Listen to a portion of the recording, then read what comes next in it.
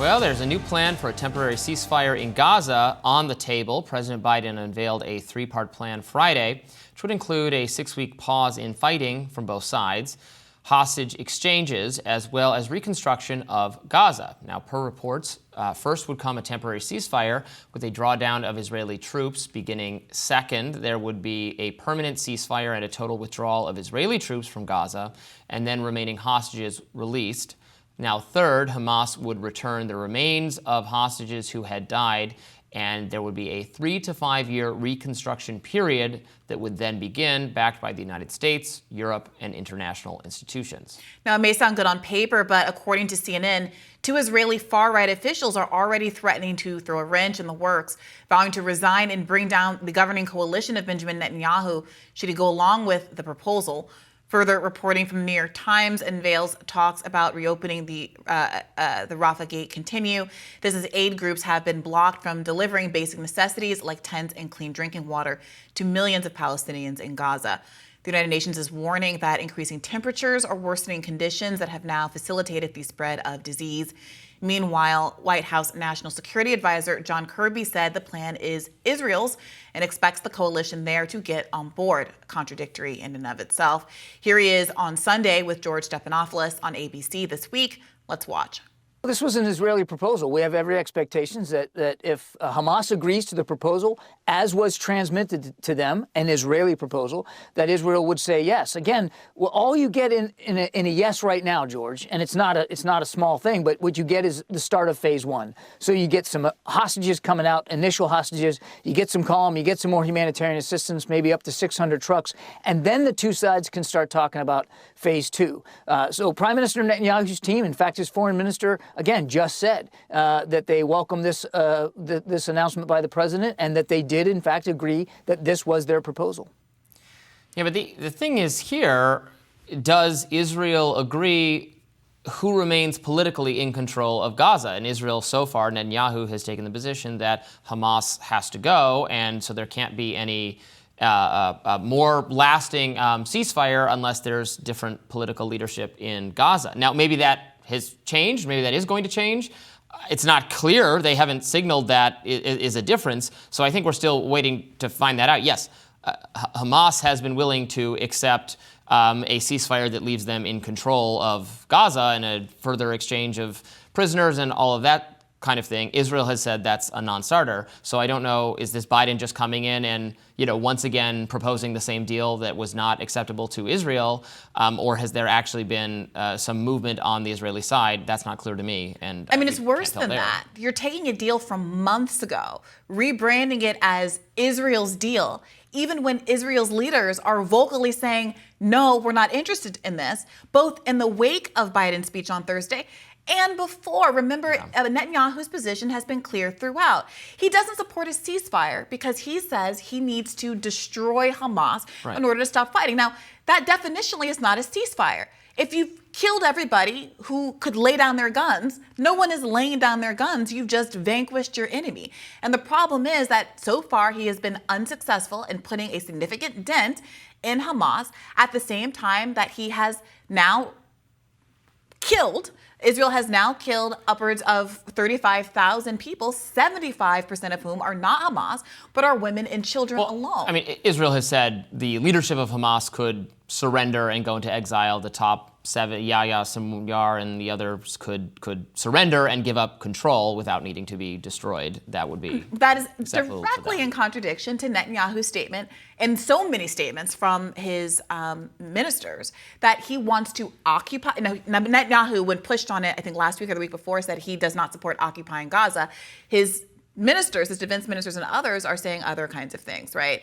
But when he talks about completely eliminating Hamas, knowing that Hamas is the government of Gaza, that the trash man is Hamas, that the doctor is Hamas, that the person who works in accounts payable is Hamas on a government level, then what you're basically saying is that you want to have a kind of an eliminationist approach to this that is not, in fact, definitionally a ceasefire. A ceasefire is when the group that you're fighting with agrees to stop fighting with you and work toward peace. What Netanyahu has said is he wants the group that is fighting with him to cease to exist. So you can have that position. Netanyahu obviously does have that position, but it is in direct contradiction to the position that the American government has taken, and which Joe Biden really owned on Thursday in the context of his speech. And how embarrassing for Joe Biden to have finally come out, seemingly out of desperation, to say enough is enough, we support the ceasefire plan, and have your alleged ally, one of your, the only democracy in the East, basically throwing it back in your face and saying no, when the response from Hamas was to immediately say, we're responding positively to this plan. I mean, I don't know where you go from there.